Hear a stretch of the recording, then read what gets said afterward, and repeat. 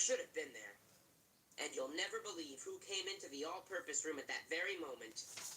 It was Dr. Carbles, the president of the Board of Education. I always thought Mr. Klutz was important, like he was the king of the school. But if Mr. Klutz is like the king of the school, then Dr. Carbles is like the king of the world. He probably sits on a throne and has servants fan him with big feathers. I saw that in a movie once. "Klutz!" he hollered. "What is the meaning of this? Why is it that every time I come to this school, you're in some weird costume and the students are running around like lunatics?" "It's just a little discipline problem, sir," Mr. Klutz said as he chased Gobbles around. "I'm going to put Gobbles in detention." "Don't you have any sense, Klutz?" shouted Dr. Carbles. "We have enough discipline problems with the children. Why would you bring a turkey to school?" "To marry it," somebody said. That's when Gobbles went berserk. She crashed into Dr. Carbles and knocked him down. "That's it, Klutz!" Dr. Carbles yelled. "You're fired!" Chapter 3. Meet the new boss. What? Mr. Klutz was fired? It couldn't be true. We were all shocked. I thought it was one of those times when something really horrible happens, and then it turns out just to be a dream. I saw that in a movie once. But the next morning, while we were putting our backpacks away, everybody was talking about what happened. "Dr. Carbles can't fire Mr. Klutz," said Michael. "Well, he did," said Ryan. "But Mr. Klutz is the best principal in the world," said Neil the nude kid. Neil was right. Everybody loved Mr. Klutz. I was sad. Some kids were crying. Teachers were hugging each other in the hallway and dabbing their eyes with tissues. It was like Mr. Klutz had died. After we pledged the allegiance, our teacher, Miss Daisy, said we should remember the good times we had with Mr. Klutz. "Remember when he got his foot caught at the top of the flagpole and was hanging upside down?" said Ryan. "Remember when he dressed like Santa in the holiday pageant and he was hanging upside down from his sleigh?" said Michael. "Once I got called to his office and he was hanging upside down from the ceiling," I told everybody. "Mr. Klutz sure hangs upside down a lot," said Emily, who is a big crybaby. It was hard to concentrate on reading and math that morning. We were all thinking about the good old days with Mr. Klutz. When it was time to go to the vomitorium for lunch, we were still talking about him. "They'll have to get us a new principal," said Andrea, who was sitting with her annoying girlfriends at the next table. "Who do you think it will be?" asked Ryan. "I hope he's nice," said Emily, who always hopes everybody will be nice. "How do you know it will be a he?" said Andrea. "Maybe the principal will be a lady." "Maybe one of the teachers will become principal," Michael said. "Like Mr. Docker and Miss Hannah." "Being principal is an important job," said Neil the nude kid. "There's lots to do, like yell at kids and boss around teachers." "And dress up in weird costumes and marry turkeys," I added. "It will be hard to find someone who can fill Mr. Klutz's shoes," said Andrea. "Who cares about filling his shoes?" I said. "We just need a new principal. What would they fill his shoes with anyway?" "It's just an expression, dumbhead," Andrea said. "So is your face," I told her. We didn't have to wait long to find out who the new principal would be. At the end of the day, we had to go to the all-purpose room again. Once everybody was seated, a lady got up on stage. She told us her name was Mrs. Haney, and she was the superintendent of all the schools in the country. Wow, and we thought Dr. Carbles was important. If Dr. Carbles is like the king of the world, then Mrs. Haney is like the queen of the universe. "I bet she can fly and see through walls," I whispered to Michael. "That's why she's superintendent." Mrs. Haney said she knew we were sad about Mr. Klutz and told us not to worry. Nothing would change now that he was gone. I'd like to introduce you to your new principal, she announced. And you'll never believe, in 1,000,100 years, who walked out on the stage. I'm not going to tell you. Okay, I'll tell you. And you don't even have to read the next chapter. It was Dr. Carbles. Chapter 4. Dr. Carbles is a meanie. Dr. Carbles? I always thought you had to go to principal school to be a principal, but I guess any dumbhead can be a principal. Dr. Carbles wasn't wearing his usual jacket and tie. He was wearing an army uniform with black boots and a whistle around his neck. In one hand, he was holding a bullhorn. In the other, he had a whip. He didn't say anything at first. He just walked down the aisle, looking us over. Nobody made a move. Nobody made a sound. It was so quiet, you could hear a pin drop. Asterisk. I mean one of those skinny little pins you use to sew stuff, not a bowling pin. Bowling pins actually make a lot of noise when they drop, but you could have heard one of those drop too. It was so quiet. We were all afraid of Dr. Carbles. He had a scowl on his face. Even Miss Daisy looked scared. Finally, Dr. Carbles put the bullhorn to his mouth. Attention! Dr. Carbles hollered, and we all straightened up in our seats. The school is pathetic. You are unruly. You are undisciplined. You are totally disrespectful. I won't stand for it. He was really mad. You don't go to school to have fun, he shouted. You go to school to learn, so you can get into college and have a productive life. But I'm only in first grade, said one of the first graders. Then she started to cry. Silence, shouted Dr. Carbles. He cracked his whip, and everybody jumped. There are going to be some changes around here. Mr. Clutch was too easy on you. There will be no more turkeys and silly costumes and contests. From now on, we will focus on the 4 R's. Reading, writing, arithmetic, and rules. Double asterisk.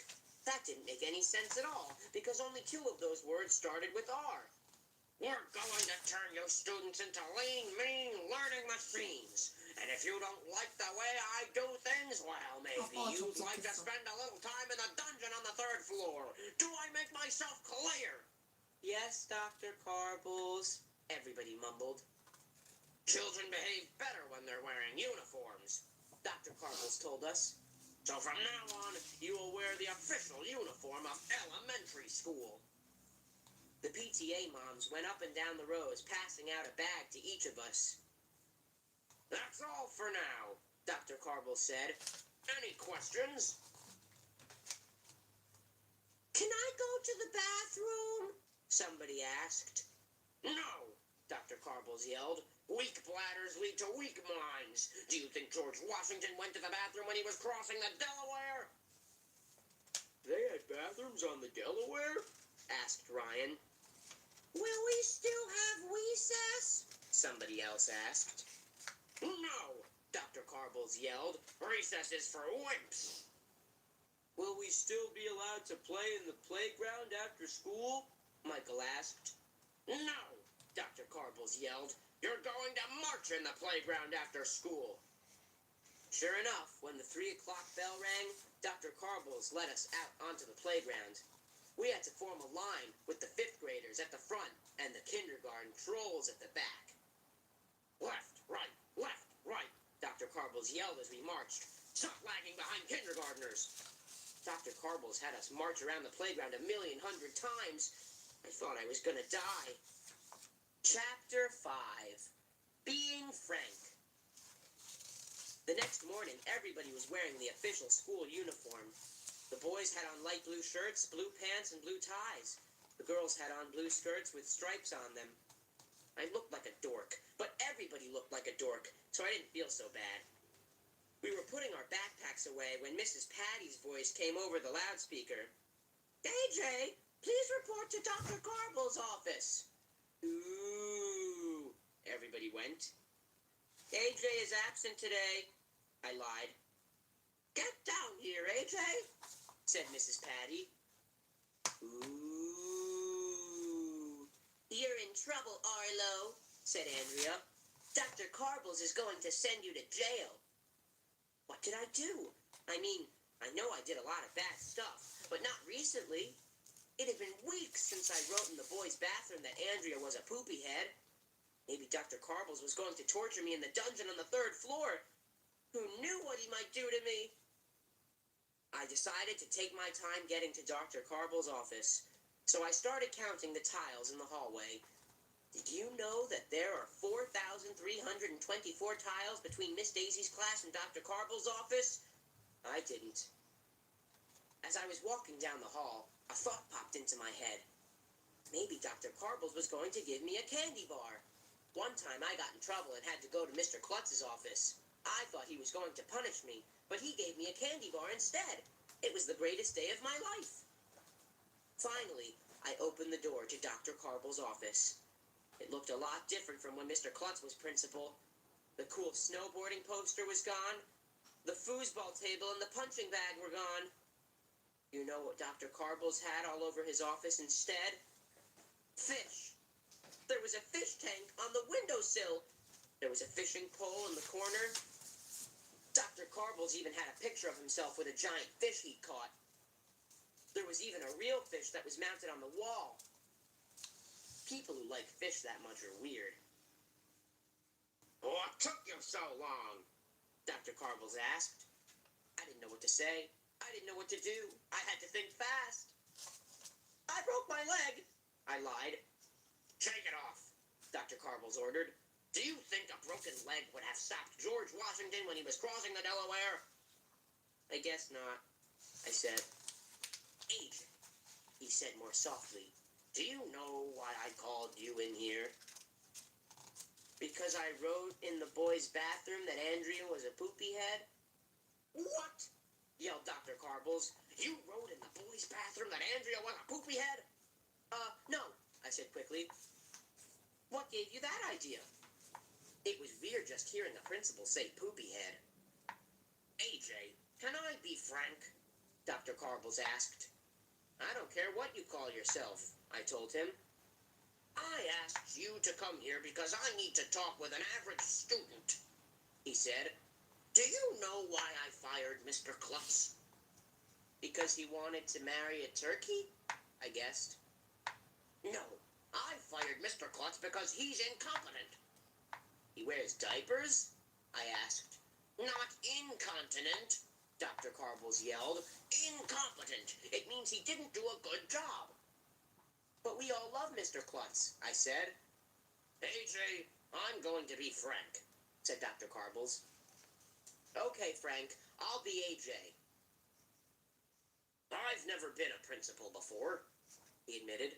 This is all new to me. I need to know what it is about Mr. Klutz that you kids love so much. I guess it's because he's silly, I said. Mr. Klutz is like a big kid. AJ, let me be frank, said Dr. Carbles.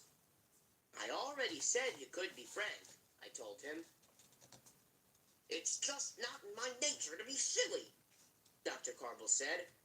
When I see the shenanigans at your school, I'm disgusted. I didn't know what shenanigans were, but I didn't tell him that. I bet Andrea knows. She read the whole encyclopedia so she could show off how smart she is. What's up with that? If you don't like our shenanigans, maybe we could get some new shenanigans, I suggested. AJ, let's be frank, Dr. Carbles said. I slapped my forehead. You mean both of us? I asked. Won't that be confusing? Enough. I know what you're trying to do, young man. You're trying to mess with my mind. Well, it won't work. Get out of my office. Okay, Frank, I said. I got up to leave, but stopped at the door. Can I have a candy bar, Frank? I asked. No, and stop calling me Frank. Sheesh, what a sourpuss. He's the one who said to call him Frank. If you ask me, Dr. Carbles needs to take a chill pill. Chapter 6. Dr. Carbles is watching you. When I got back to class, everybody was working on our Thanksgiving display. Miss Daisy said we should still make one, even if Mr. Klutz wasn't our principal anymore. We spent all morning learning about Thanksgiving. The first one was in 1621, and it went on for 3 days. That's a long meal. Back then, the Pilgrims only had knives and spoons. They didn't have any forks. Maybe if they had forks, it wouldn't have taken them 3 days to eat dinner. Did you know that at the first Thanksgiving, the Pilgrims didn't just eat turkey? They also ate ducks, geese, and swans. Ugh, disgusting. It was fun making the display, but nobody was happy. We all knew that in the afternoon there would be more marching, more yelling, and more rules. When we got to the vomitorium for lunch, all the posters about exercising in the food pyramid were gone. There were new posters that said, "No talking, behave, or else, and shut up and eat." There was even a video camera mounted on the wall with a sign under it that said, "Dr. Carbles is watching you." We had to whisper because none of us wanted to get sent to Dr. Carbles' office. "I heard Dr. Carbles is going to put up guard towers and barbed wire around the school so we can't escape," Ryan whispered. "We may have to dig a tunnel to get out," I whispered to the guys. "I saw that in a movie once." "I heard that he punishes kids by putting them into solitary confinement," whispered Michael. "They're forced to play solitaire?" I whispered back. "Solitary confinement isn't the same as solitaire, dumbhead," whispered Andrea, who was sitting at the next table. "Is too," I whispered. We whispered back and forth like that for a while until I had to whisper, "So is your face," to Andrea. But I knew I was right because my mom plays that game Solitary Confinement on her computer.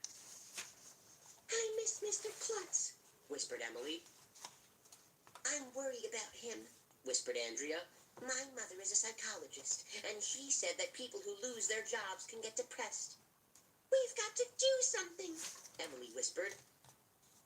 "We should go over to his house and cheer him up," Michael whispered. "How would we find out where he lives?" whispered Neil the nude kid. "My mother is vice president of the PTA," Andrea whispered. "She knows everything." Suddenly, Dr. Carbles burst into the vomitorium with his bullhorn. "Knock it off!" he yelled. "It's time for the lunchtime march! Let's go!" We all jumped up and got into line outside the door. "Up to it!"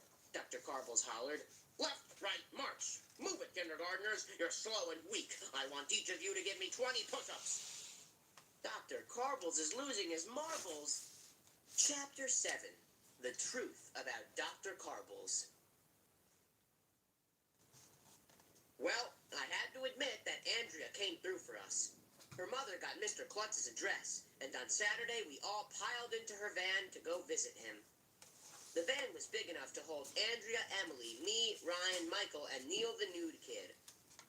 Andrea's mom needs a big van because she is always taking Andrea and her annoying girly friends to dance lessons and cooking lessons and piano lessons and every other kind of lessons they have.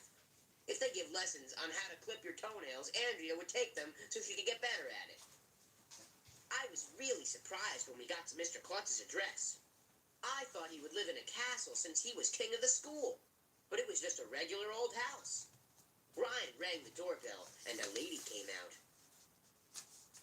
"May I help you?" she asked. "I'm Carla Klutz." "Wow! Mr. Klutz never told us he had a wife." I wonder if she knew her husband was going to marry a turkey. "Is Mr. Klutz home?" Andrea's mom asked. "Yes, please come inside." She led us into the living room, and you'll never believe in 1,100,000 what we saw in there. It was a half-pipe.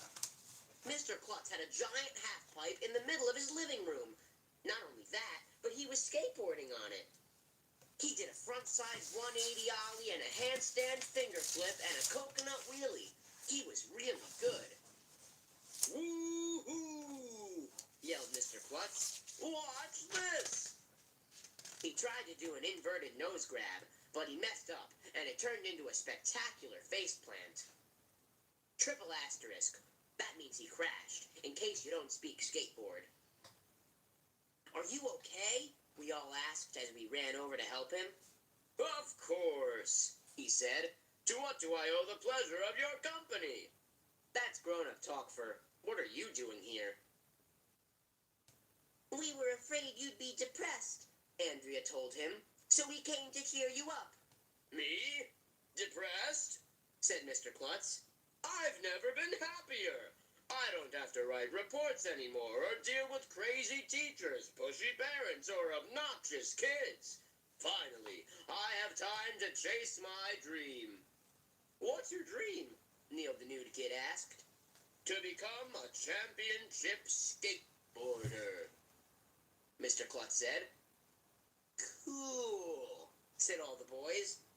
But you're a great principal, said Andrea, who never misses the chance to brown-nose a grown-up. We need you back at school. Dr. Carbles is driving us crazy, Michael said. Yes, Milton can be a bit hard to deal with, said Mr. Klutz. Milton? I said. He told me his name was Frank. I don't know about that, said Mr. Klutz. But do you know why he fired me? Because you wear diapers? I asked. No, Mr. Klutz said. Milton and I grew up together. He was my rival when we were teenagers. We were the two best skaters on the local skateboarding team.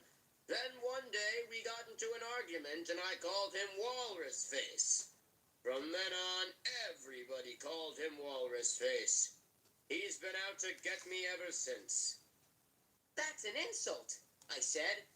To walruses. Hold on, said Andrea.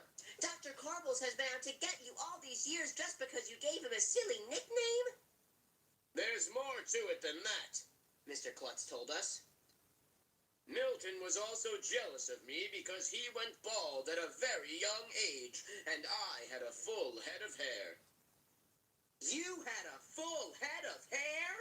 We all said at the same time. Mr. Klutz has no hair at all. I mean none. Did you think I was born this way? Mr. Klutz asked. Mr. Klutz brought out a photo album with pictures of Mr. Klutz as a teenager. He had hair down to his shoulders. That's sad that your hair stopped growing, said Emily. It looked like there were tears in her eyes. What a crybaby. Oh, it didn't stop growing, Mr. Klutz told us. It still grows, only now it grows out of my ears and nose. I have to trim it every week. Ew, disgusting. I thought I was going to throw up. Wait a minute, Andrea said. Dr. Carbles isn't bald. Yes, he is, said Mr. Klutz. He wears a toupee. Shh, don't tell him I told you. If people found out he's bald, it would drive him crazy. Andrea's mother said it was time for us to go. Mr. Klutz thanked us for coming. Just before we pulled out of the driveway, Mrs. Klutz came running over to the van. He's driving me crazy at home, she said. You've got to get him back to school. Chapter 8. Far out, man. The next day, it was more of the same at school. No talking, no smiling, no laughing, no fun. Since it was raining at 3 o'clock, I thought Dr. Carbles might let us skip the after-school march. But he didn't. When the bell rang, he let us out onto the playground. He made us march around in the rain. It was horrible. Left, right, barked Dr. Carbles. You kids are a disgrace. Finally, he let us go home. I walked with Ryan and Michael. We were soaked. It's not fair, Ryan said as we crossed the street next to the school. What's not fair? Somebody asked. It was Mr. Louie, the school crossing guard. He wears bell-bottom pants and tie-dyed shirts, and he always has his guitar with him. Well, actually, it's a stop sign. He wrote the word stop in big letters on the back of his guitar. We told Mr. Louie all about Dr. Carbles. Bummer, man, Mr. Louie said. That dude gives off bad vibes. And there's nothing we can do about it, Michael said. Sure there is, Louie told us. You should protest. That's what they did back in the 60s, man. It was far out. Peace and love were in the air. People changed the world by protesting. You can change your world, too. It sounded like a great idea. I invited Mr. Louie over to my house after school so he could teach me and the guys how to protest like they did in the 60s. Mr. Louie told us that the way to change the world is to sing songs, chant slogans, and hold up signs. Michael made a sign that said, "Power to the people." Ryan made a sign that said, "Don't trust anyone over 12. I made a sign that said, "Carbles is losing his marbles." While we were working on our signs, Mr. Louie taught us some protest songs, like "Blowin' in the Wind," quadruple asterisk. That's the one that goes, "The ants are my friends, blowin' in the wind," and "If I Had a Hammer." I don't get that hammer song. It's about some guy who wants a hammer. Why doesn't he just go to the hardware store and buy one? Hammers don't cost that much. Instead of singing about hammers, I think we should sing "If I Had a Snowboard" or "If I Had an Xbox." That would make a lot more sense than singing about hammers, if you ask me. Anyway, when me and the guys got to school the next morning, we were ready to protest. We marched around with our signs. We chanted slogans. We sang songs. We were in the middle of "If I Had a Snowboard" when Andrea came over to us. "What are you dumbheads doing?" she asked. "We're protesting, man," I said. "We're gonna change the world." "You probably don't even change your underwear, Arlo," said Andrea, and she went up the steps to school. "Carpals never, Klutz forever," chanted Ryan. 2, 4, 6, 8, who do we appreciate? Chanted Michael. "Klutz, Klutz, Klutz." A bunch of kids gathered around to watch. Some of them joined our protest. A few of the teachers joined in too. Soon we had a big mob protesting. Everything was going great. And then, you'll never guess in 1,100,000 years what came rolling out of the playground. I'm not going to tell you. Okay, I'll tell you. It was a tank. No, not a fish tank, dumbhead. It was one of those big army tanks, and it was heading our way. The top of the tank opened up, and Dr. Carble's head popped out. "Go to your classrooms now," Dr. Carbles hollered into his bullhorn. "I will crush your rebellion." Wow, where do you think Dr. Carbles got a tank? I guess he rented it. You could probably rent anything, you know. There's probably a place called Rent-A-Tank. Dr. Carbles was driving the tank straight at us. "He wouldn't dare run us over," Michael said. "Get out of the way," Dr. Carbles shouted, "or you will be locked in the dungeon on the 3rd floor." The tank was getting closer. We didn't know what to say. We didn't know what to do. We had to think fast. "Run for your lives," I shouted just as the tank was about to rumble over us. Chapter 9. How to Drive Grown-Ups Crazy. Well, the whole protest thing was a dumb idea. Luckily, none of us got killed. We got to think up another way to get rid of Dr. Carbles. "Remember how we got rid of Miss Todd?" Ryan said the next morning while we were putting our backpacks away. Miss Todd was a substitute teacher at our school. She tried to murder Miss Daisy and take her job, but we caught her. Miss Todd was odd. "Yeah, we drove her crazy," I said. "Then we have to drive Dr. Carbles crazy," said Michael. If there's one thing I'm good at, it's driving grown-ups crazy. There are lots of ways to do that. One way is to say everything they say right after they say it. That's a good one.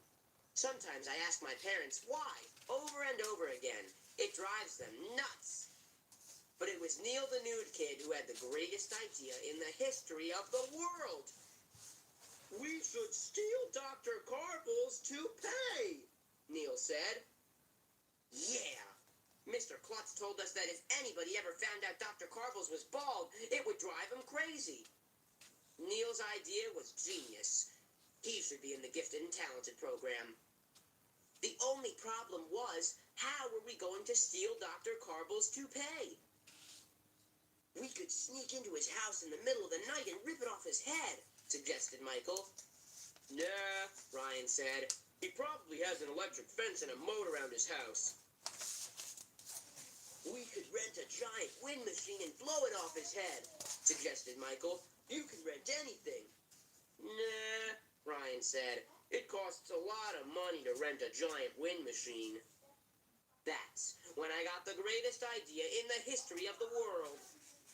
Hey, I said. Every day after lunch, Dr. Carvel stands outside and watches us march around the playground, right? Yeah, Michael said. So what? Well, he has a fishing pole in his office, I told the guys. We could hang the fishing pole out the second floor window and go fishing for toupee. You're a genius, Neil the nude kid told me. I should get the Nobel Prize. That's a prize they give out to people who don't have bells. During lunch, me and Neil snuck out of the vomitorium. We slinked around the halls like secret agents. Nobody was around. All the teachers must have been eating in the teacher's lounge. I opened the door to Dr. Carvel's office. It was empty. Perfect. I grabbed the fishing pole and we tore out of there. We ran up the steps to the second floor. I handed Neil the pole and opened a window. We peeked out. Dr. Carbles was right below us, standing there with his bullhorn. The kids were just starting to march out of the vomitorium. Left, right, Dr. Carbles yelled at the kids. March, you weasels. This is going to be great. Neil giggled as he stuck the fishing pole out the window. It'll go crazy once we steal his toupee. Okay, I told Neil. Drop the hook now. Neil lowered the line until the hook was hanging right above Dr. Carvel's head. A little to the left, I told Neil. Lower. Neil was having a hard time hooking the toupee. My arms are getting tired, Neil said. I grabbed the pole. Neil helped me guide the hook. It was not easy. The hook kept blowing around. Any nibbles yet? Neil asked. Nope. But right after I said that, I felt a little pull on the line. Hey, I think I got it. I started reeling in the toupee, but there was just one problem. It wouldn't come off Dr. Carvel's head, so I pulled harder. It's a big one, I told Neil. It's a fighter. I kept tugging on the fishing pole, but the toupee just wouldn't budge. It must be glued on good, Neil said. Maybe they took hair off other parts of his body and planted it on his head, I said. I saw that on a TV commercial once. That's disgusting, said Neil. Suddenly, Dr. Carbles grabbed his toupee and looked up at us. What's the meaning of this? He shouted. Uh-oh. I dropped the pole. It fell out the window and almost hit Dr. Carbles on the head. AJ, report to my office immediately, he hollered. Ooh, went all the kids on the playground. That's it. My life was over. I would have to move to Antarctica and live with the penguins. Chapter 10. The Torture Room. When I got to Dr. Carvel's office, he told me to sit in the chair next to his desk. Then he just stared at me. He looked really mad. Are you going to be frank? I asked. He didn't say anything. He pulled down the shades to make the room dark. Then he turned on his desk lamp and pointed the light on me. Who told you I wear a toupee, AJ? Asked Dr. Carbles. Huh? Who told you? I was pretty sure I had the right to remain silent. I saw that on a TV show once. Besides, I was too scared to say anything. The teachers are plotting against me, aren't they? Dr. Carvel said. I don't trust them. I see the way they look at me. They hate me. Everybody hates me. I kept my mouth shut. If you don't say anything, you can't say anything dumb. Did Mr. Dunker tell you about my toupee? Asked Dr. Carbles. Or was it Miss Lazar? You can tell me, AJ. His face was right next to mine. His breath smelled like rotten eggs. I was shaking. I thought I was going to die. Cat got your tongue, eh? Dr. Carbles asked. Well, I have ways to make you talk. Oh no, he was going to torture me. Here, I want you to read this, said Dr. Carbles. What is it? I asked. A book. A book, I exclaimed. With words? That's right, Dr. Carbles said. Read it. Reading is boring, I told him. Read it, he shouted. Every word, cover to cover. Let's go. I don't have all day. Sweat was rolling down my face. No, I cried. Not reading. Anything but that. Okay, I'll talk. Smart boy, Dr. Carble said, taking the book away. I knew you'd see it my way. It was Mr. Klutz, I admitted. I went over to his house. He told me about your toupee. He told me about the skateboarding team. He told me he called you Walrus Face. He told me everything.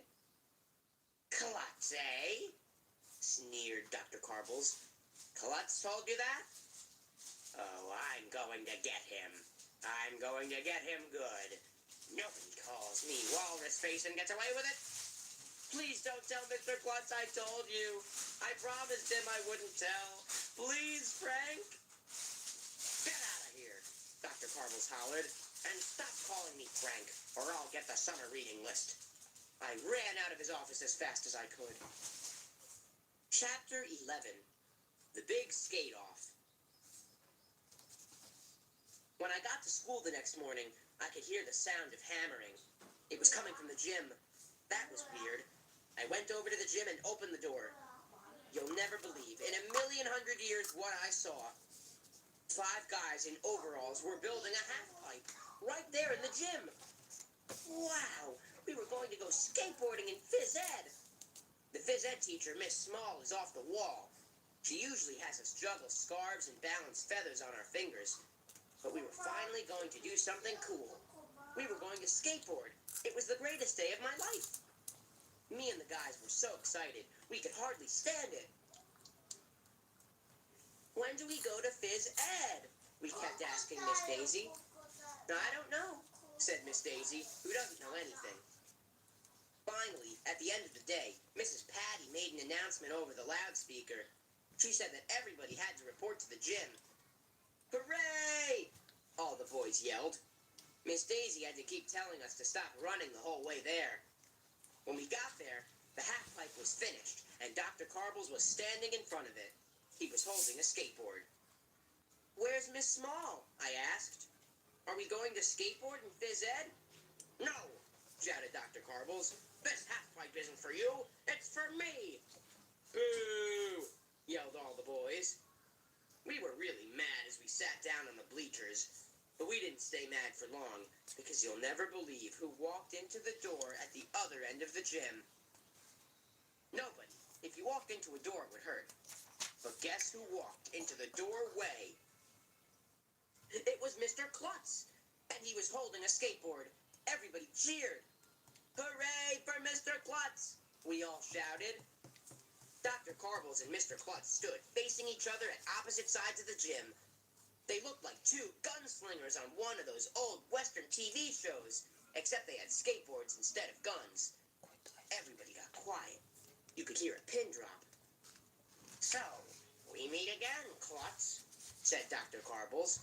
I thought you'd be too chicken to show up. I will outskate you anytime, Mr. Klutz said. You're going down, Walrus Face. Oh, snap, Ryan whispered. Mr. Klutz is going to blow the doors off Dr. Carbles, I told the guys. Mr. Klutz and Dr. Carbles climbed up to the top of the half-pipe. Dr. Carbles picked up his bullhorn. Finally, all the world will know who the best skateboarder is, he hollered. Revenge will be sweet. We all started chanting, 2, 4, 6, 8, who do we appreciate? Klutz, Klutz, Klutz. Dr. Carbles and Mr. Klutz dropped into the half-pipe at the same time. Dr. Carbles did a vert bomb drop. Mr. Klutz did a combination inward heel flip outside board slide. Dr. Carbles did a pole jam. Mr. Klutz did a boomerang. It was awesome. Everybody in the gym was yelling and screaming their heads off, even the teachers. Then, just as Dr. Carbles was doing a monkey flip jawbreaker, Mr. Klutz did a stalefish McTwist. They crashed into each other in midair. Dr. Carble's toupee went flying off his head. The two of them landed together in a tangle of arms and legs. It was a real Kodak moment, and we got to see it live and in person. "Oh, my leg!" moaned Dr. Carbles. "Ouch, my head!" moaned Mr. Klutz. The two of them were lying at the bottom of the half-pipe, freaking out. Mrs. Cooney, the beautiful school nurse, came running over with a first aid kit. And you'll never believe in 1,100,000 years who walked in the gym at that exact moment. I'm not going to tell you. Okay. I'll tell you. It was Mrs. Haney, the superintendent of all the schools in the county. "Carbles," she shouted, "what's the meaning of this?" Dr. Carbles looked at Mr. Klutz. Mr. Klutz looked at Mrs. Haney. Mrs. Haney looked at Dr. Carbles. Everybody was looking at each other. "It's a half-pipe, ma'am," Dr. Carbles said. "I challenged Klutz to a little competition." "You were hired to bring order and discipline to the school," Mrs. Haney yelled. "I didn't bring you here so you could build a half-poop and ride a skateboard." But, said Dr. Carbles. "Carbles," shouted Mrs. Haney, "you're fired." Dr. Carbles limped out of the gym, sobbing. What a crybaby. Chapter 12. You can rent anything. "Watch out!" somebody screamed. It was the day before Thanksgiving. Some crazy lunatic dressed like a pilgrim was tearing down the sidewalk on a skateboard. He must have built up too much speed. The guy was weaving around kids, totally out of control. "Run for your lives!" somebody shouted. The skateboard must have hit a crack in the sidewalk, because the next thing anybody knew, the pilgrim went flying through the air like a superhero. Kids were diving out of the way. Dogs were running as fast as they could. The skateboarding pilgrim crash-landed in the bushes in front of the school. You'll never believe in 1,100,000 years who it was. It was Mr. Klutz. "Good morning, Mr. Klutz," said Mrs. Cooney as she walked past. "Good morning, Mrs. Cooney," he replied. "Beautiful day, isn't it?" "Lovely." Mr. Klutz got up, brushed himself off, and walked up the front steps, like it was totally normal to skateboard to school dressed as a pilgrim and crash headfirst into the bushes. Everybody clapped and cheered when we realized Mr. Klutz had been hired to be our principal again. No more marching, no more uniforms, no more Dr. Carbles. It was the best day in the history of the world. In the afternoon, we were called down to the all-purpose room for an assembly. Mr. Klutz went up on the stage, and everybody gave him a standing ovation. "Well, I have good news and bad news," Mr. Klutz told us. "The bad news is that even though you all made beautiful Thanksgiving displays, I can't marry a turkey like I promised." "What happened to Gobbles?" Emily asked. "I'm having her for dinner tomorrow," Mr. Klutz said. "What's the good news?" I shouted. "You'll see." Mr. Klutz went behind the curtain. You'll never believe in 1,100,000 years what he brought out with him. A live pig! "I'm going to marry this pig instead," he told us. Everybody started cheering and stamping their feet. "Where did you get a pig?" yelled Ryan. "From Rent-A-Pig," Mr. Klutz said. "You can rent anything, you know." Mrs. Rupee came out on stage with a book. She was wearing a man's suit and tie. "It's Mrs. Rupee!" everybody yelled. "I'm not Mrs. Rupee," said Mrs. Rupee. "I'm the Justice of the Peace. Mr. Klutz, do you take this pig to be your wife, to love, honor, and cherish till death do you part?" "I do," said Mr. Klutz. "Pig, do you take Mr. Klutz to be your husband in sickness and in health till death do you part?" "Oink," said the pig. "This is so romantic," Andrea whispered. "I now pronounce you man and wife," said Mrs. Rupee. Mr. Klutz, you may kiss the pig. Mr. Klutz bent down and kissed the pig right on the lips. Ew, disgusting. That was the second time I saw Mr. Klutz kiss a pig. He must really love pigs. After the assembly, we went back to Miss Daisy's class to get ready for dismissal. She wished us a happy Thanksgiving and made us go around in a circle to say what we were thankful for. I'm thankful that Mr. Klutz is back, said Andrea. I'm thankful that Dr. Carbles is gone, said Michael. The 3 o'clock bell rang. What are you thankful for, AJ? Asked Miss Daisy. I'm thankful that we don't have school for 4 more days, I said. Then I ran out of there.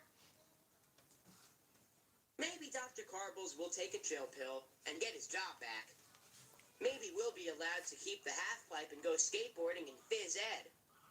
Maybe Mr. Klutz and the pig will go on a honeymoon and live happily ever after. Maybe Mr. and Mrs. Klutz will get divorced because Mr. Klutz is always kissing pigs and marrying them. Maybe hair will stop growing out of Mr. Klutz's nose and back on the top of his head where it belongs. Maybe my weird school will become more like a normal school, but it won't be easy. The end. You've been listening to Dr. Carbles is Losing His Marbles by Dan Gutman. Pictures